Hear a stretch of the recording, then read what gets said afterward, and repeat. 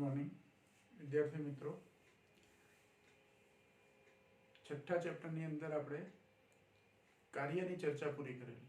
એક પરિમાણમાં અચળ બળ વડે કાર્ય, બે પરિમાણમાં અચળ બળ વડે કાર્ય, એક પરિમાણમાં ચલ બળ વડે કાર્ય અને બે પરિમાણમાં ચલ બળ વડે કાર્ય, આ બધાના સૂત્રો આપણે તૈયાર કરેલા।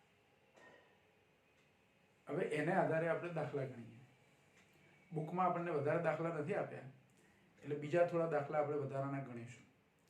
તો અહીંયા એક પ્રશ્ન છે, વધારાનો પ્રશ્ન છે, એટલે કે જૂની બુકમાંથી, જૂના કોર્સ પ્રમાણે। તો એમાં બળ આપ્યું છે આપણને। જો બળ આપ્યું છે, પદાર્થ પર લાગતું બળ F બરાબર 3, 2, 1 ન્યૂટન, આ એના યામ આપ્યા છે, એટલે કે એના ઘટકો આપ્યા છે। x, આ પહેલો છે x યામ, બીજો છે y યામ અને ત્રીજો છે z યામ બળનો। એટલે એને બીજી રીતે મારે લખવું હોય એકમ સદિશોના સ્વરૂપમાં, ijk ના સ્વરૂપમાં, તો આ જ બળ અહીં 3i કેરેટ લખી દેવાનું, x ઘટક 3 છે એટલે બળનો, 2 છે અહીંયા y ઘટક એટલે plus 2j caret plus 1k caret, 1k caret એટલે k કેરેટ। એટલે બળ આપણને આપ્યું છે 3i caret plus 2j caret plus k caret. એ રીતે સ્થાનાંતર આપ્યું છે 5i કેરેટ। મેં 5i કેરેટ જ ખાલી લખ્યું છે। આમ તો પ્રશ્નમાં એવું કીધું છે કે x અક્ષની દિશામાં 5 મીટર સ્થાનાંતર થાય છે। પદાર્થ પર લાગતું બળ 3, 2, 1 ન્યૂટન છે તથા તે પદાર્થનું સ્થાનાંતર x અક્ષની દિશામાં 5 મીટર જેટલું થાય છે। તો કાર્ય કેટલું થશે? પ્રશ્ન આવો છે। તો બળ x અક્ષની દિશામાં લાગે છે એટલે 5i કેરેટ એવું લખી શકું। પછી j અને k કેરેટ નથી લખ્યા એટલે 0j caret plus 0k caret, 0 છે આપણે લખવા નથી। એટલે સ્થાનાંતર માત્ર x અક્ષની દિશામાં થાય છે, પણ બળ છે એ 3 પરિમાણમાં છે, ત્રણેય ઘટકો છે। પણ આ બળ છે એ સમય કે સ્થાન પર આધારિત નથી। અહીંયા કોઈ જગ્યાએ સ્થાન x અથવા સમય t નથી આવતો। એટલે બળ કેવું ગણાય? અચળ। એનું મૂલ્ય ધારો કે એવું શોધી નાખું તો વર્ગમૂળમાં 3નો વર્ગ વત્તા 2નો વર્ગ વત્તા 1નો વર્ગ, અને એનો જે જવાબ આવે એ મૂલ્ય અચળ છે, એટલે અચળ બળ છે। તો અચળ બળ વડે થતા કાર્યનું સૂત્ર આપણી જોડે છે W બરાબર સદિશ F ડોટ સદિશ D। તો એ સૂત્રનો ઉપયોગ કરી અને આપણે કાર્ય ગણી કાઢીએ। જો એટલું તમને ખબર પડે કે કયું સૂત્ર વાપરીશું, કાર્યના આપણે જુદા જુદા સૂત્રો તૈયાર કર્યા છે, એમાં એક સૂત્ર અચળ બળ માટે છે, W બરાબર F ડોટ D, એટલે FD cos થીટા। એમાં થીટા 0 હોય તો એક પરિમાણ ને થીટા 0 ના હોય તો બે પરિમાણ। અને ચલ બળ વડે થતું કાર્ય એ સંકલન વાળું સૂત્ર છે, W બરાબર સંકલન A to B F dot dl, આવું આપણે લખેલું, સદિશ F ડોટ સદિશ dl। એ બે પરિમાણમાં ચલ બળ વડે કાર્ય, એમાં થીટા બરાબર 0 લઈએ તો એક પરિમાણમાં ચલ બળ વડે કાર્ય થાય। એટલે સૂત્ર આપણને ખબર પડવું જોઈએ। તો અહીંયા સંકલન વગરનું સૂત્ર છે આપણું। અચળ બળ છે એટલે અહીંયા લખીએ આપણે કે અચળ બળ વડે થતું કાર્ય W બરાબર સદિશ F ડોટ સદિશ D, W બરાબર સદિશ F ડોટ સદિશ D। મારે સદિશ F માં લખી દેવાનું 3i caret plus 2j caret plus 1k caret એટલે કે k caret dot D, D એટલે 5i કેરેટ। હવે અદિશ ગુણાકાર જે શીખ્યા છે એ પ્રમાણે આ પહેલો ઘટક છે એ આની જોડે ગુણવાનો, બીજો ઘટક આની જોડે ગુણવાનો, આ ત્રીજો ઘટક એ ગુણવાનો। પણ આપણને એટલી ખબર છે કે i caret dot i caret 1 થાય, એટલે આ બેનો સહગુણક, આ બંને i કેરેટનો સહગુણક કેટલો છે? તો એક બાજુ 3 છે, એક બાજુ 5 છે, 3 ગુણ્યા 5 એટલે 15 થાય, અને i caret dot i caret 1 થાય એટલે 15 ગુણ્યા 1 એટલે 15। એટલે પહેલું પદ છે એ 5i કેરેટ જોડે ગુણીએ એટલે 15 આવે। પછી આ બીજા પદનો આની જોડે ગુણાકાર કરું તો 5 દુ 10, પણ j caret dot i caret 0 થઈ જાય, અથવા i caret dot j caret 0 થાય। એટલે આ બીજાનો ગુણાકાર આની જોડે 0, ત્રીજાનો ગુણાકાર આની જોડે 0 થાય, k caret dot i caret 0 થાય। 5 એકા 5 કરું પણ 5 ગુણ્યા 0 થાય, એટલે ખાલી આ બેનો જ ગુણાકાર થાય।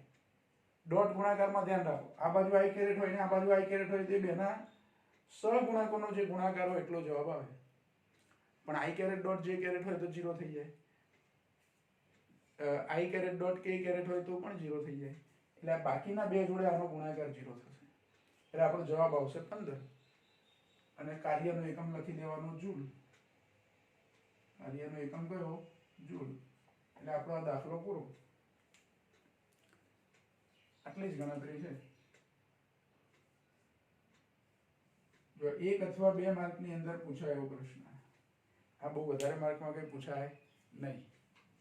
કોઈ વખતે 2 માર્કમાં પૂછાય અથવા કોઈ વખતે 1 માર્કમાં પૂછાય. એટલે આ અચળ બળ વડે થતા કાર્ય માટે આ એક સૂત્ર યાદ રાખવાનું, વ્યાપક સૂત્ર છે, F ડોટ ડી. અને એમાં એક પરિમાણ હોય તો એફ ડી કોસ થીટામાં થીટા બરાબર 0 આવે એટલે એફ અને ડી નો સીધો ગુણાકાર, એફ નું મૂલ્ય અને ડી નું મૂલ્ય. અહીંયા હું એફ ના મૂલ્ય અને ડી ના મૂલ્યનો ગુણાકાર કરું તો ના ચાલે, એ જવાબ જુદો આવે. કેમ કે એફ માં 3 ઘટકો છે, ત્રણેય ઘટકો છે, બરાબર. એટલે આ રીતે તમારે ગણતરી કરવી પડે. ચાલો પછી બીજો દાખલો ગણીએ. બીજો પણ એક વધારાનો દાખલો છે, આપણી બુકમાં નથી એવો દાખલો છે, પછી બુકમાં છે એવા દાખલા પણ આપણે ગણીશું.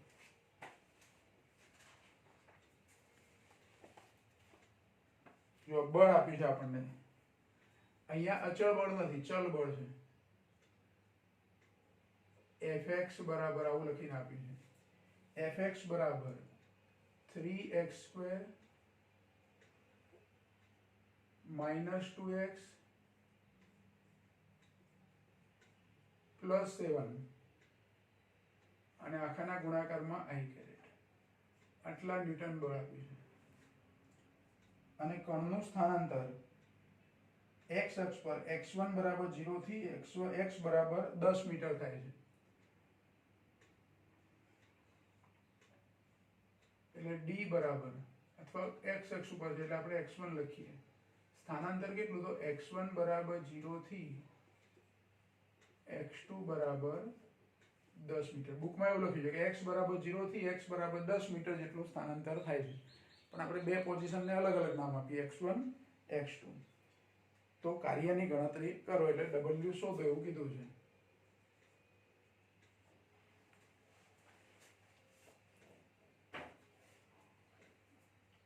જો હવે આની અંદર આ ભલે અહીંયા x આપ્યા છે, x વાળા પદો, પણ જોડે i કેરેટ જ છે ખાલી. એટલે બળ માત્ર x અક્ષ ઉપર લાગે છે, પણ સ્થાન સાથે બદલાય છે, સમય સાથે નહીં. આ બળ છે એ x નું મૂલ્ય, x અક્ષ ઉપર ગતિ કરતા પદાર્થ માટે જેમ જેમ x નું મૂલ્ય બદલાય એમાં બળનું મૂલ્ય બદલાય.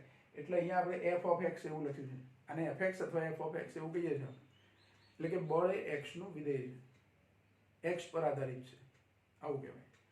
તો અને અહીંયા i કેરેટ એકલું છે, જે કેરેટ વાળું કોઈ પદ કે k કેરેટ વાળું કોઈ પદ નથી. એટલે આ બળ એ માત્ર x અક્ષ ઉપર જ લાગે છે, પણ જુદા જુદા સ્થાને એનું મૂલ્ય જુદું જુદું છે. એટલે ચલ બળ થઈ ગયું. ગતિ થાય છે એ પણ x અક્ષ ઉપર જ થાય છે, પદાર્થનું સ્થાનાંતર જે થાય છે એ x અક્ષ ઉપર થાય છે. એટલે બળ પણ x અક્ષની દિશામાં છે અને સ્થાનાંતર પણ x અક્ષની દિશામાં છે, બીજી કોઈ અક્ષ આવતી નથી. એટલે એક પરિમાણ થયું. એટલે એક પરિમાણમાં થતું કાર્ય, પણ કેવા બળ વડે? ચલ બળ વડે. એટલે સંકલન વાળું સૂત્ર આવે. એટલે એક પરિમાણમાં ચલ બળ વડે થતું કાર્ય, એક પરિમાણમાં ચલ બળ વડે થતું કાર્ય. હવે એક પરિમાણમાં ચલ બળ વડે થતું કાર્ય, તો એનું સૂત્ર છે આપણી જોડે,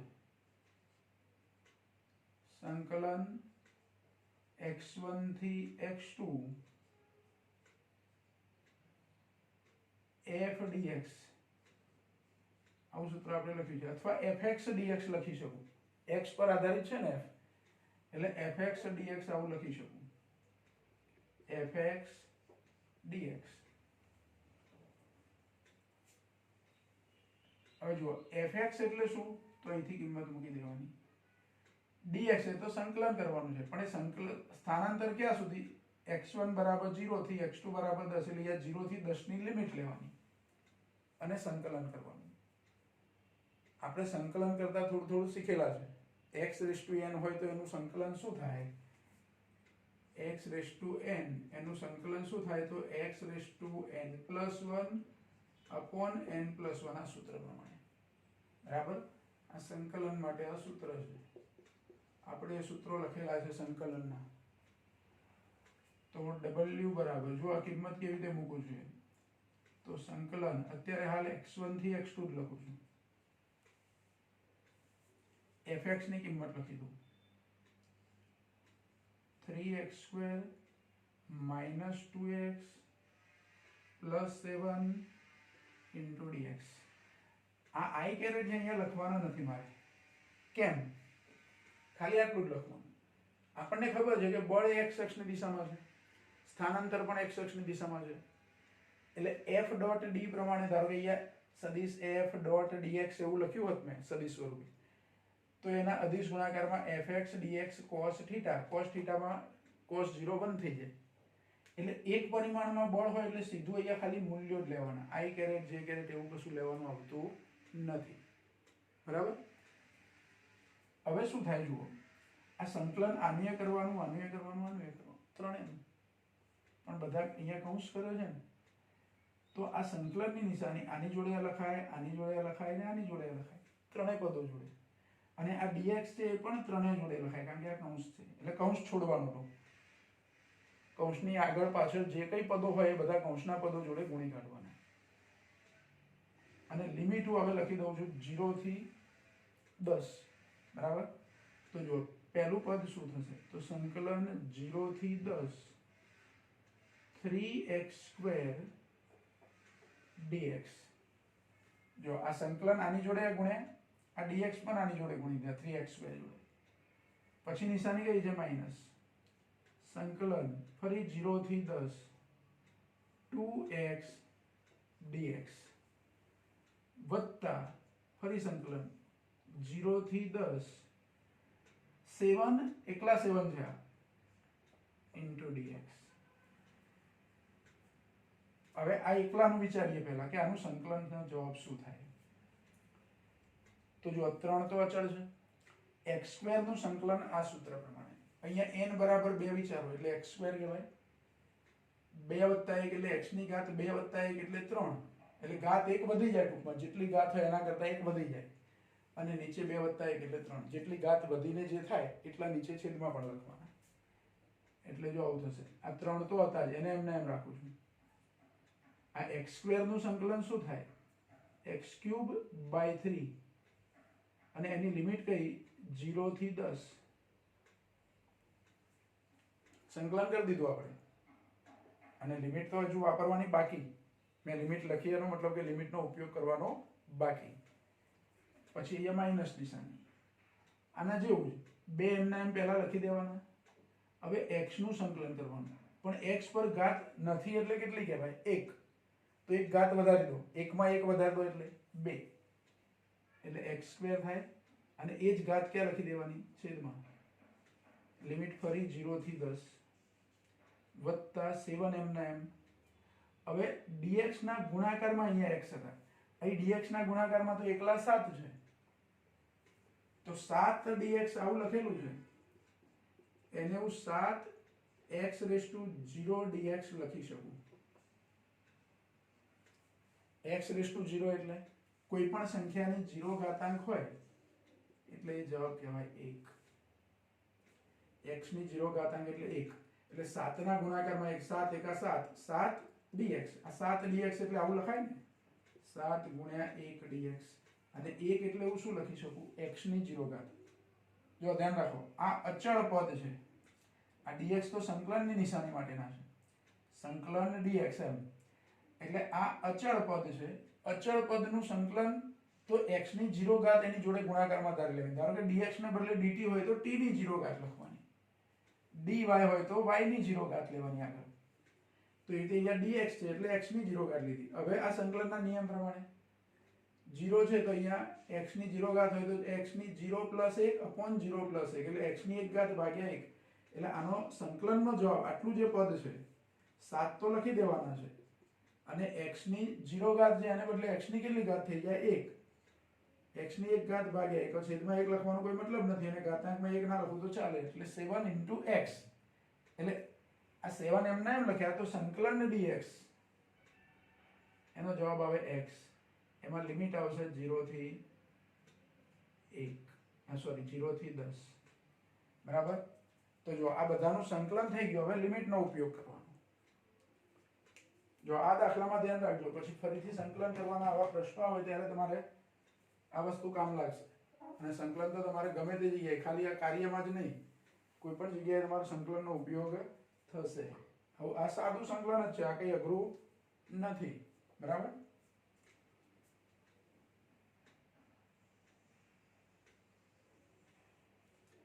હવે જો અહીંયા લિમિટનો મારે ઉપયોગ કરવો છે. પહેલા તો આ 3 3 જતા રહે, કૌંસની બહાર 3 જે ગુણાકારમાં છે અને કૌંસની અંદર જે 3 નીચે છેદમાં છે એ 3 3 ઉડી જાય એટલે મારી જોડે વધ્યું શું x ની 3 ઘાત.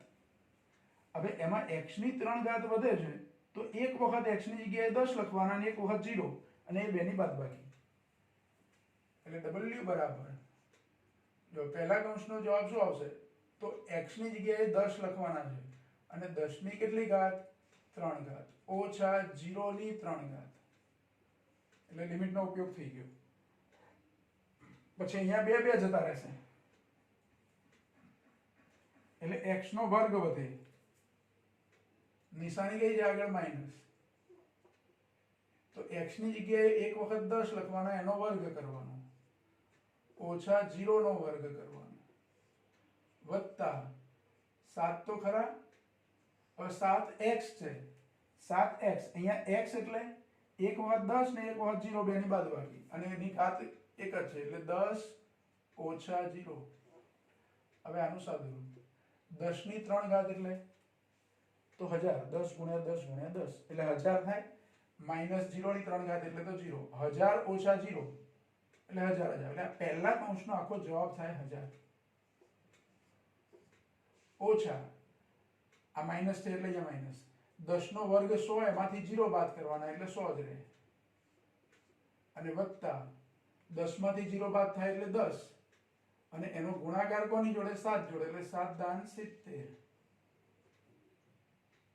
હવે 1000 માંથી 100 બાદ કરી દઉં એટલે 900, એમાં 70 ઉમેરો એટલે 970 એટલે w બરાબર 970 જૂલ.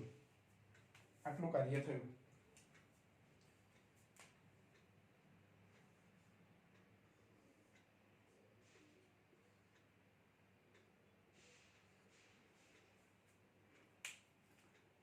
જો અહીંયા આ જે લિમિટ આપી છે આપણને 0 થી 10 એને બદલે 0 થી 15 એવું પૂછ્યું હોય આપણને કે 0 થી 20 પૂછ્યું હોય, 0 થી 5 પૂછ્યું હોય, 0 થી 8 પૂછ્યું હોય, સ્થાનાંતર જે થાય છે એના માટે, તો તમારે અહીંયા x1 થી x2 માં આ લિમિટ બદલવાની અને સહગુણાંકો બદલ્યા હોય એવું બની શકે. ઘણી વખત એવું થાય કે અહીંયા 3 હોય અને અહીંયા છેદમાં 2 જ આવતા હોય. x વર્ગને બદલે ધારો કે આ બીજું પદ 2x છે એને બદલે 3x હોત તો 3x હોત તો 3x²/2 તો પછી ડાયરેક્ટ 2 2 જાય છે એવું 3 અને છેદમાં પેલા 2 જાય નહીં, અથવા તો તમને 3/2 આ બેને હું બહાર લખી શકું, 2/2 એટલે 1 થાય એટલે આપણે ઉડાડી દીધા. ધારો કે 3/2 હોત તો 1.5 આવતા. તો આ કૌંસનો જે જવાબ આવે એના ગુણાકારમાં જે સંખ્યા થાય છે તમે આને બહાર લખી શકો. આ તો 3/3 હું બહાર લખું એટલે 3/3 1 થઈ ગયા. કોઈ વખત અહીંયા 4 હોત ને 3 હોત તો 4/3 જે થાય તે એ આ કૌંસના ગુણાકારમાં આવે પછી આગળ. એટલે આ કૌંસનો જવાબ 1000 થયો. 1000 ગુણ્યા 4/3 હોત તો 4/3 એટલે 1.33 થાય, એને 1000 ગુણી કાઢવાના બરાબર. એટલે એ સાદો ગુણાકાર ભાગાકાર જે થતો હોય પણ સંકલનની પ્રક્રિયા છે આમાં ખાસ યાદ રાખો કેવી રીતે સંકલન થાય અને સંકલનની લિમિટનો ઉપયોગ કેવી રીતે કરવાનો બરાબર. એટલે આ જે દાખલો છે એની અંદર આ જે x1 = 0 થી x2 = 10 છે એને બદલે બીજું તમે લખી શકો કે x1 = 0 થી x1 = 5 મીટર, 0 થી 5 મીટર એટલે લિમિટમાં અહીંયા 10 લીધા છે આપણે, એને બદલે 5 લઈને ફરી તમે આ દાખલો ગણો જાતે. આ સમીકરણ એનું જ રાખો, એમાં આપણે ફેરફાર નથી કરવો. એમાંય ફેરફાર કરી શકું કે આ સહગુણકના મૂલ્યો બદલી કાઢું, અહીંયા 4 કરી દઉં, અહીંયા 3 કરી દઉં, આ 7 એમને એમ રાખું, તો એ જવાબ બદલી જાય. તો એવી રીતે ગણતા તમને આવડવું જોઈએ. એટલે પહેલા એક વખત આ ફરીથી બરાબર ધ્યાન રાખીને આપણે જે રીતે સમજાય એ જોઈ લો, અને લિમિટ બદલી આ સમીકરણ એની રાખી, આ 10 ને બદલે ખાલી 5 કરી, એટલે 0 થી 10 એવું લખ્યું આપણે, એના બદલે 0 થી 5 લખીને ફરી ગણો, જવાબ જુદો આવશે. પછી તમારે ફરી પ્રેક્ટિસ કરવી હોય તો અહીંયા આ સંખ્યા બદલી કાઢો, 3 ને બદલે કોઈ સંખ્યા બદલો, 2 ને બદલે કોઈ બીજી સંખ્યા લઈ લો, 7 ને બદલે પણ કોઈ નવી સંખ્યા લેવી હોય તો લઈ શકો. લિમિટ નવી લેવી હોય એટલે કે આ સ્થાનાંતર 0 થી 10 એને બદલે 0 થી 20 લેવું હોય તો લઈ શકો. બરાબર? તો એ રીતે ફરી 1-2 દાખલાની તમારે શું કરવાની? પ્રેક્ટિસ કરવાની. બરાબર? ચલો પહેલા 2 દાખલા બરાબર ધ્યાનથી સમજી અને ગણી લેશો. પછી હવે બુકમાંથી આપણા જે CBSE ની બુક છે એમાંથી બીજા 1-2 દાખલા આપણે કાર્યના ગણીએ. બરાબર?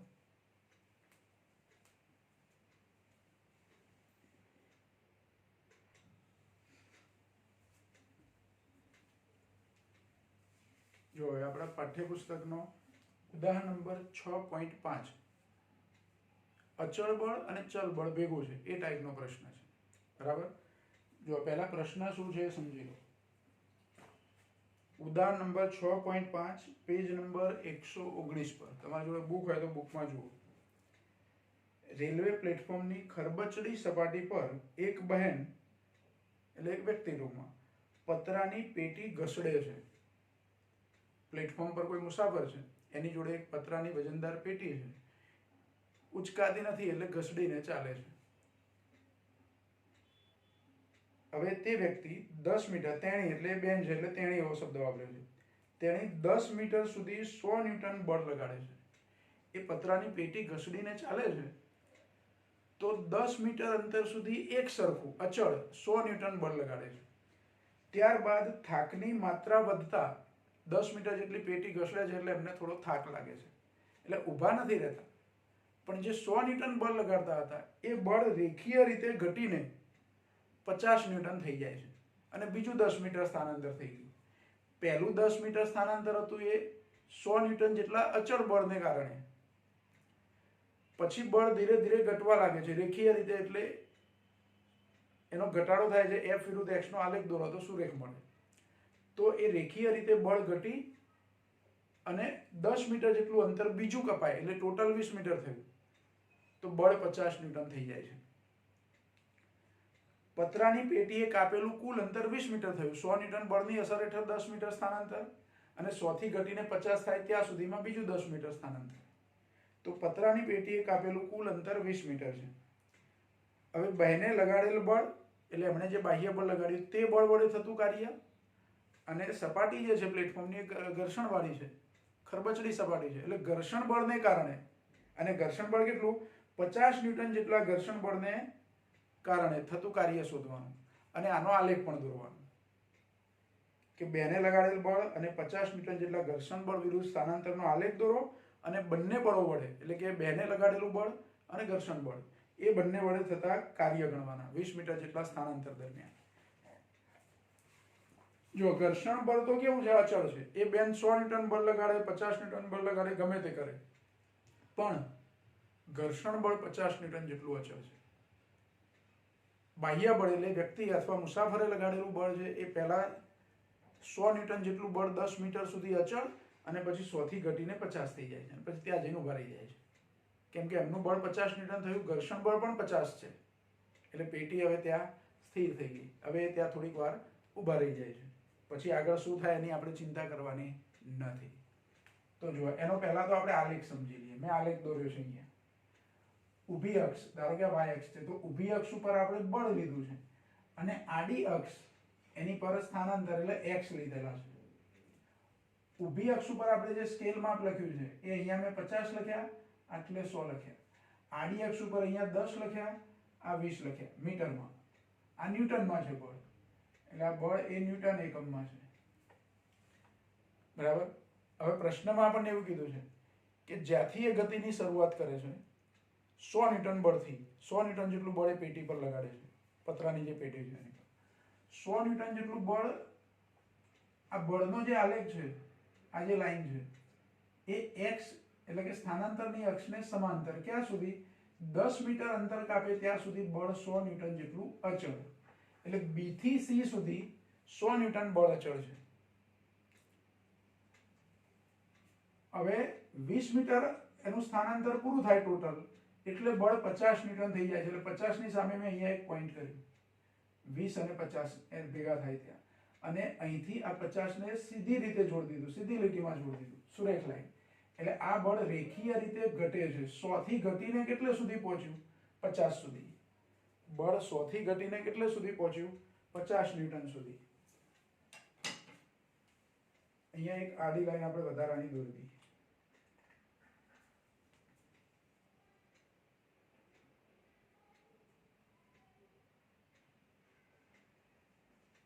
જો આ 50 ની સામે બરાબર છે આ લાઈન, પણ મેં આટલા ભાગમાં દોરું છું.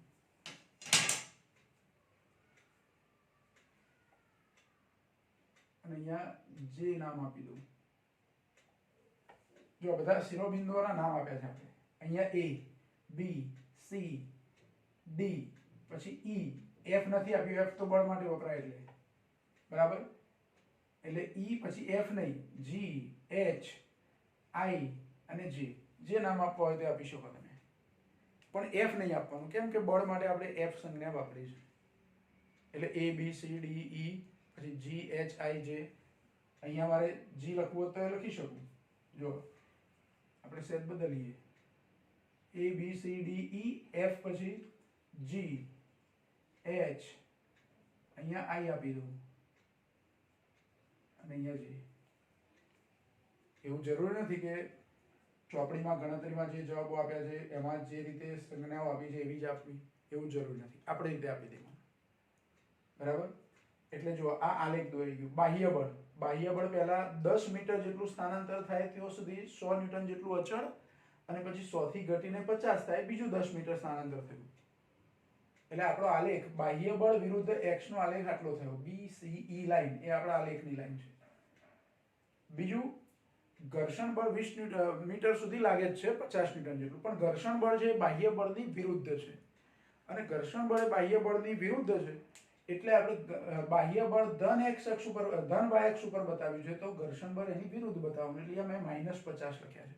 0 થી નીચે -50. બાહ્ય બળ ધન ગણું તો ઘર્ષણ બળની દિશા વિરુદ્ધ છે એટલે માઇનસ નિશાની સાથે આપણે બતાવ્યું. એ 50 ન્યૂટન, -50 ન્યૂટન બળ એટલે કે બાહ્ય બળની વિરુદ્ધ ઘર્ષણ બળ 50 ન્યૂટન, એ બળ અચળ છે 20 મીટર જેટલું સ્થાનાંતર થાય ત્યાં સુધી. એટલે સ્થાનાંતરની લાઈનને સમાંતર લાઈન દોરવાની અહીં સુધી, 20 સુધી.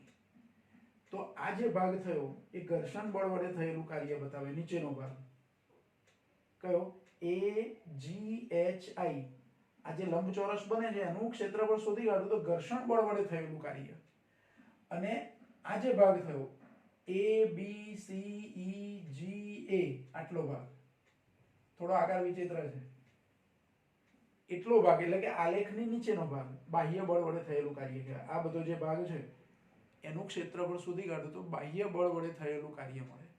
અને આટલો લંબચોરસ નીચેનો ભાગ છે એનું ક્ષેત્રફળ શોધીએ તો ઘર્ષણ બળ વડે થયેલું કાર્ય મળે. આપણને પ્રશ્નમાં એવું પૂછ્યું છે કે બેને લગાડેલ બળ અને 50 ન્યૂટન ઘર્ષણ બળ બંને વડે થતું કાર્ય શોધો. બેને લગાડેલ, બેન એટલે આપણે મુસાફર ગણીએ, ટ્રેનના મુસાફર છે, તો એ વ્યક્તિ અથવા તો એ મુસાફરે લગાડેલા બળ વડે થયેલું કાર્ય એટલે આ ઉપરનો ભાગ, એક લંબચોરસ, એક ત્રિકોણ, કાટકોણ ત્રિકોણ અને બીજો એક લંબચોરસ, આ ત્રણેયના ક્ષેત્રફળનો સરવાળો કર્યો એટલે બેને લગાડેલા બળ વડે થયેલું કાર્ય કહેવાય. આ નીચેનો ભાગ છે એનું ક્ષેત્રફળ શોધ્યું એટલે ઘર્ષણ બળ વડે થયેલું કાર્ય મળે. આલેખ તો દોરાઈ ગયો આપણો. આલેખ આ રીતે જે દોર્યો છે આપણે આકૃતિમાં એ રીતે તમારે દોરવાનું છે. આલેખ દોરવાનું કામ છે અને કાર્ય ગણવાનું કામ છે. 3 અથવા 4 માર્કમાં પૂછી શકાય એવો પ્રશ્ન. ચલો, આલેખ દોરાઈ ગયો આપણો. હવે કાર્યની ગણતરી કરવી છે.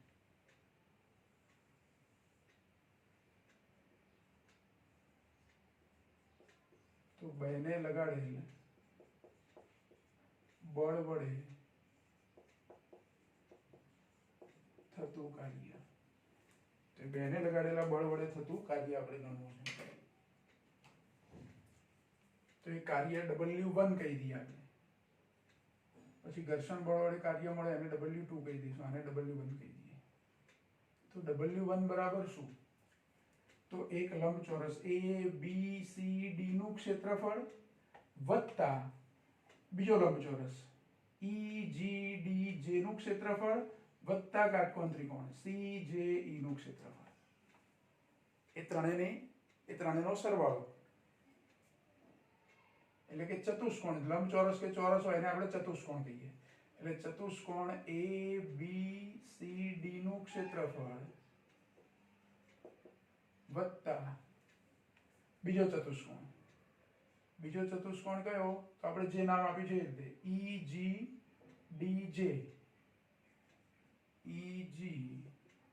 EGDJ નું ક્ષેત્રફળ વત્તા ત્રિકોણ CEJ નું ક્ષેત્રફળ. કાટકોણ ત્રિકોણ એટલે આપણે ત્રિકોણ કહીએ. CEJ નું ક્ષેત્રફળ. આ ત્રણેયના ક્ષેત્રફળનો સરવાળો. ચલો, કોઈ પણ ચોરસ કે લંબચોરસ હોય તેનું ક્ષેત્રફળ એટલે લંબાઈ ગુણ્યા પહોળાઈ. તો આટલો ABCD જે લંબચોરસ છે એનો ક્ષેત્રફળમાં લંબાઈ એટલે અહીંથી અહીં સુધી આટલું માપ. તો 0 થી 10 એટલે 10. એની લંબાઈ 10 અને આ પહોળાઈ અથવા આને લંબાઈ કહો અને આને પહોળાઈ કહો. તો આમ આ બાજુ કેટલું માપ છે? AB કેટલું માપ છે? તો AB 0 થી 100 એટલે ડિફરન્સ લો તો 100. અને AD કેટલું માપ છે? તો 10. એટલે ખરેખર આ ABCD નું ક્ષેત્રફળ એટલે શું કહેવાય? તો AB ગુણ્યા AD એટલે લંબાઈ ગુણ્યા પહોળાઈ થઈ ગયું. વત્તા બીજો ચતુષ્કોણ છે એની અંદર તો JD ગુણ્યા DZ. આપણે જે નામ આવે છે એ પ્રમાણે JD ગુણ્યા DZ વત્તા ત્રિકોણ છે એટલે 1/2 પાયો ગુણ્યા ભેદ. એટલે 1/2 તો સૂત્રમાં ખરા. પાયો એટલે JE અને ભેદ એટલે CJ. તો JE ગુણ્યા CJ. જો નામ તમે જે આપવા હોય તે આપી શકો છો. JE ગુણ્યા CJ. હવે જુઓ AB કેટલા? તો AB આપણે કીધા 100 ગુણ્યા AD કેટલા? તો 10 વત્તા જો AB 100 AD 10. હવે JD એટલે આટલું માપ અડધું 50. JD કેટલા છે? 50. અને DG 20 માંથી 10 એટલે આટલું 10 થાય. ડિફરન્સ લેવાનો ને આપણે એટલે 10 વત્તા 1/2. JE કેટલા? તો JE એટલે આ DG કહું કે JE કહું સરખા જ છે એટલે 10 ગુણ્યા CJ એટલે આ 100 અને 50 નો ડિફરન્સ. ટોટલ 100 છે એમાંથી આ 50 છે એટલે આ 50 છે એટલે CJ છે 50. આનું સાદું. ચલો 100 ગુણ્યા 10 એટલે 1000 થાય વત્તા 50 ગુણ્યા 10 એટલે 500 વત્તા જો આ 10 ભાગ્યા 2 એટલે અડધા અથવા તો 50 ગુણ્યા 10 એટલે 500 ના અડધા એટલે 250. એટલે 1000 ગુણ્યા 500 વત્તા 250. 500 અને 200 750 વત્તા 1000 એટલે 1750. સાદો સરવાળો છે. આટલા જૂલ આ કાર્ય થઈ ગયું. બેને બાહ્ય બળ વડે કરેલું કાર્ય એટલે બાહ્ય બળ વડે થતું કાર્ય 1750 જૂલ. આ એક જવાબ મળ્યો આપણને. હવે ઘર્ષણ બળ વડે થતું કાર્ય. ઘર્ષણ બળ વડે થતું કાર્યમાં ઘર્ષણ બળ એ બાહ્ય બળની વિરુદ્ધ છે એટલે એમાં નિશાની બળ માટે આપણે માઇનસ લઈશું. બરાબર? તો ઘર્ષણ બળ વડે થતું કાર્ય બીજું કાર્ય ઘર્ષણ બળ વડે થતું કાર્ય તો W2 કહીએ એમાં. તો એ કાર્ય એટલે ચતુષ્કોણ કયો? AGHI નું ક્ષેત્રફળ.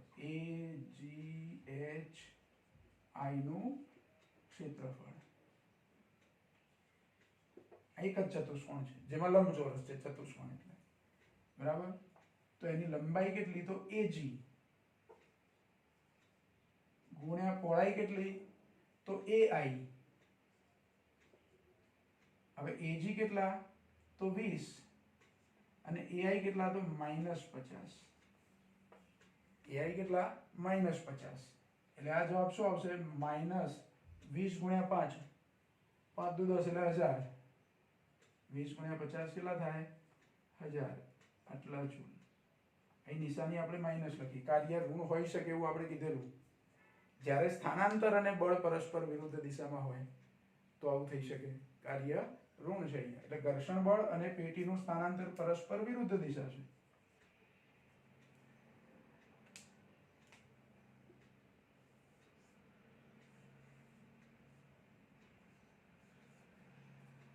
આ પણ સેટ જુદી રીતે ગણવાનો પ્રશ્ન. આલેખ પરથી કાર્ય કેવી રીતે ગણાય એવો પ્રશ્ન થયો. હમણાં જુઓ એક દાખલો આગળ પહેલા આપણે એક્સ્ટ્રા ગણ્યો એમાં શું હતું? તો W બરાબર F.D એટલે F અને D તમને આપ્યા હોય તો એ અચળ બળ વડે 2 પરિમાણમાં કાર્ય એવું ગણ્યું આપણે. પછી એક દાખલો ગણ્યો આપણે એમાં ચલ બળ વડે 1 પરિમાણમાં કાર્ય ગણ્યું. એટલે અચળ બળ વડે કાર્યનો દાખલો પણ આપણે ગણ્યો, ચલ બળ વડે થતું કાર્ય એનો દાખલો પણ ગણ્યો. અને આ દાખલો આલેખ પરથી આપણે આલેખ પરથી કાર્ય કેવી રીતે ગણાય તે શીખેલા. આલેખની નીચેના ભાગનું ક્ષેત્રફળ. અહીંયા અનિયમિત આકાર નથી આલેખનો. લાઈનો તો સુરેખ જ છે, એ સીધી હોય કે ત્રાંસી હોય. એટલે એની નીચેના ભાગનું ક્ષેત્રફળ તમે સહેલાઈથી ગણી શકો. આપણે થિયરીમાં જે શીખ્યા હતા એમાં એક વક્ર લાઈન દોરેલી પછી નાની નાના લંબચોરસ બનાવીને ક્ષેત્રફળ શોધવાનું કીધેલું. એવું અહીંયા કરવું પડતું નથી. પણ એટલું ખરું કે આ જે આલેખ મળે છે આપણને BCE સુધીનો બાહ્ય બળ વડે જે કાર્ય થાય એનો, તો એમાં આકાર થોડો કેવો છે ભૌમિતિક આકાર કે જેથી આપણે 3 ભાગ પાડી દીધા એના. એક લંબચોરસ, બીજો એક લંબચોરસ અને વધ્યો ભાગ એક કાટકોણ ત્રિકોણ બની ગયો. અને આ તો ભૌમિતિક આકારોના ક્ષેત્રફળ કેવી રીતે શોધાય તો આપણને ખબર છે. લંબચોરસ હોય તો લંબાઈ ગુણ્યા પહોળાઈ, ત્રિકોણ છે કાટકોણ ત્રિકોણ છે 1/2 પાયો ગુણ્યા વેધ. તો એવી રીતે આપણે એ બધા ત્રણેયના ક્ષેત્રફળોનો સરવાળો કર્યો એટલે 1750 જવાબ મળ્યો.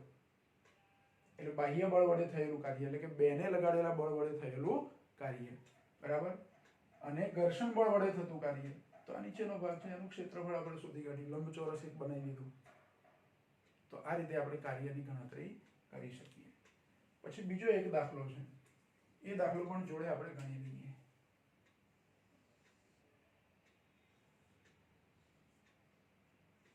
એક નાની જ ગણતરી છે એટલે એનો ઉદાહરણ નંબર કયો છે જોઈ લઈએ આપણે. ઉદાહરણ નંબર 6.3 છે.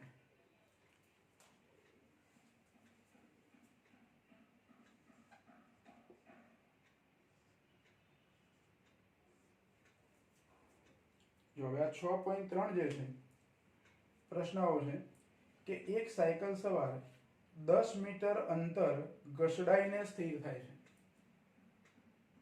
હવે પડી જાય કે બ્રેક મારે આપણને ખબર નથી. ધારો કે બ્રેક મારે છે એવું સમજો કે એકદમ સ્પીડમાં જતો છે સાયકલ સવાર અને પછી આગળ ખબર કઈ ટ્રાફિક વાળો રસ્તો આવે કે એકદમ કોઈ વ્યક્તિ આવે એટલે દૂરથી એ બ્રેક મારે છે. બ્રેક મારે છે તેની સાયકલ 10 મીટર જેટલી ઘસડાય છે. કેટલી ઘસડાય છે? 10 મીટર. ઘણી વખત આપણે એકદમ બ્રેક મારી દઈએ છીએ વ્હીકલ લઈને જતા હોય તો, 2 વ્હીલર કેવું કે 4 વ્હીલર ગમે તે, અને એકદમ જ બ્રેક મારીએ તો તરત સ્થિર થઈ જતું નથી. આપણા વ્હીલ થોડા ઘસડાય છે. એ સાયકલ સવાર કેવી રીતે ઘસડાયો છે, બ્રેક મારીને ઘસડાયો છે કે પડી ગયો એટલે ઘસડાયો છે એની ખબર નથી. પણ એ સાયકલ ટૂંકમાં આપણે એવું સમજો કે પડી નથી ગયો, એ બ્રેક મારે છે એટલે ઘસડાય છે. તો 10 મીટર જેટલું ઘસડાઈને એ સ્થિર થાય છે. અને ઘસડાઈને સ્થિર થવાનો મતલબ કે ઘર્ષણ બળ તો લાગે જ છે. પ્રશ્ન આવો છે કે આ ઘટના દરમિયાન રસ્તા વડે સાયકલ પર લાગતું 200 ન્યૂટન બળ ગતિની વિરુદ્ધ દિશામાં, એટલે 200 ન્યૂટન બળ એ ઘર્ષણ બળ થયું. 200 ન્યૂટન બળ ગતિની વિરુદ્ધ એટલે કયું બળ થયું? ઘર્ષણ. તો આટલું બળ લાગે છે. બે પ્રશ્નો પૂછ્યા છે. રસ્તા વડે સાયકલ પર કેટલું કાર્ય થયું હશે? રસ્તા વડે સાયકલ પર થયેલું કાર્ય અને સાયકલ વડે રસ્તા પર થયેલું કાર્ય, આ બે પ્રશ્નો છે. એટલે બળ જે આપ્યું છે એ 200 ન્યૂટન છે જે ઘર્ષણ બળ છે. એટલે F બરાબર 200 ન્યૂટન આ ઘર્ષણ બળ છે. અને ઘર્ષણ બળ છે એ ગતિની વિરુદ્ધ છે એટલે નિશાની કઈ લખીએ? માઈનસ. અને ઘર્ષણ બળ માટે આપણે સ્મોલ f સંકેત વાપરીએ છીએ. અને સાયકલનું સ્થાનાંતર 10 મીટર આ સ્થાનાંતર છે. કોનું સ્થાનાંતર થયું? રસ્તાનું સ્થાનાંતર થયું કે સાયકલનું સ્થાનાંતર થયું? તો સાયકલનું સ્થાનાંતર થયું. આ સ્થાનાંતર એ સાયકલનું છે. હવે પહેલો પ્રશ્ન છે એમાં શું ગણવાનું છે? તો રસ્તા વડે સાયકલ પર થયેલું કાર્ય.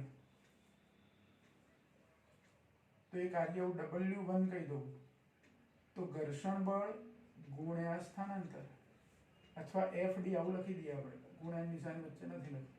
FD જો FD કેમ લખ્યા? તો જે દિશામાં સ્થાનાંતર છે એની વિરુદ્ધ દિશામાં બળ છે, એટલે કહેવાય તો એક પરિમાણ છે પણ પરસ્પર વિરુદ્ધ.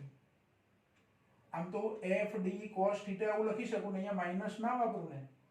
જો અહીંયા માઇનસ ના વાપરું ને, આ બળને ખાલી ઘર્ષણ બળ નથી પણ આપણે F સમજી લઈએ, ઘર્ષણ બળ છે વાસ્તવમાં. અને સૂત્ર હું આવી રીતે લખું, F dot D. F dot D એટલે FD cos θ. પણ θ બરાબર કેટલા? 180. એટલે F 200 ગુણ્યા D 10 ગુણ્યા cos 180 એટલે 2000 થયા. 200 ગુણ્યા 10 એટલે cos 180 થાય -1, એટલે કે જવાબ આવે -2000 જૂલ. આ W1 મળે આપણને. રસ્તા વડે સાયકલ પર થયેલું કાર્ય. હવે બીજો પ્રશ્ન શું છે? સાયકલ વડે રસ્તા પર થયેલું કાર્ય.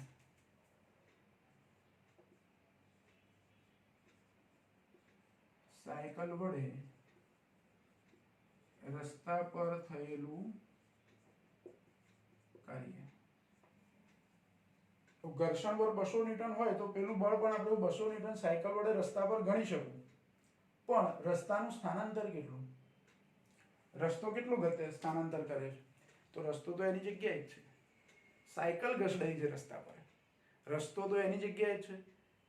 સાયકલ વડે રસ્તા પર બળ લાગ્યું ખરું. ન્યૂટનના ગતિના ત્રીજા નિયમ પ્રમાણે સાયકલ ઘસડાય છે રસ્તા પર, તો ઘર્ષણ બળ 200 ન્યૂટન છે, તો પેલું બળ પણ 200 ન્યૂટન હશે સાયકલ વડે. આપણે ધારો કે ચાલતા હોય કોઈ વખતે, તો આપણે ચાલી શકીએ છીએ કેમ?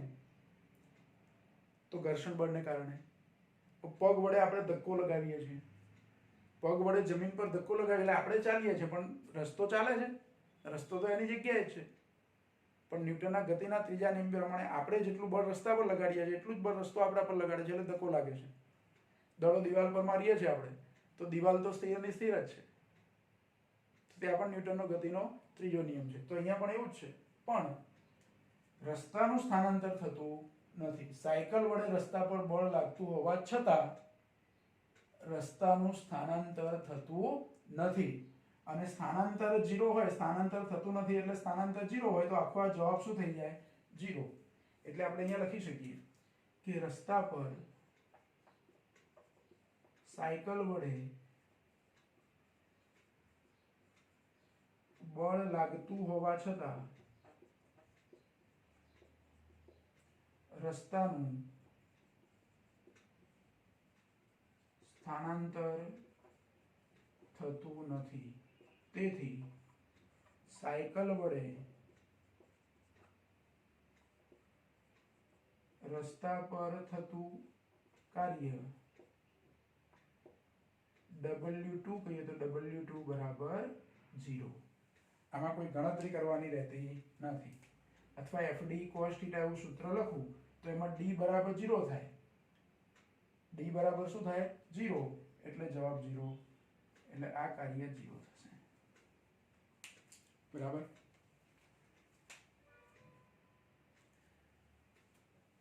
એટલે જુઓ, બે દાખલા બીજા થયા, બુકના બે દાખલા થયા. પેલા બે વધારાના આગળ આપણે એક્સ્ટ્રા ગણ્યા હતા, પણ એ કામ લાગે એવા તમારે JEE અથવા તો નીટની અંદર એ ટાઈપના પ્રશ્નો આપણને પૂછી શકાય.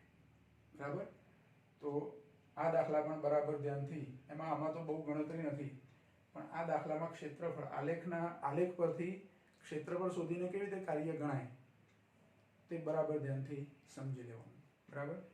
અને આજનું કામ આપણે અહીંયા પૂરું કરીએ છીએ. કાર્યને લગતા દાખલા આપણે પૂરા કર્યા.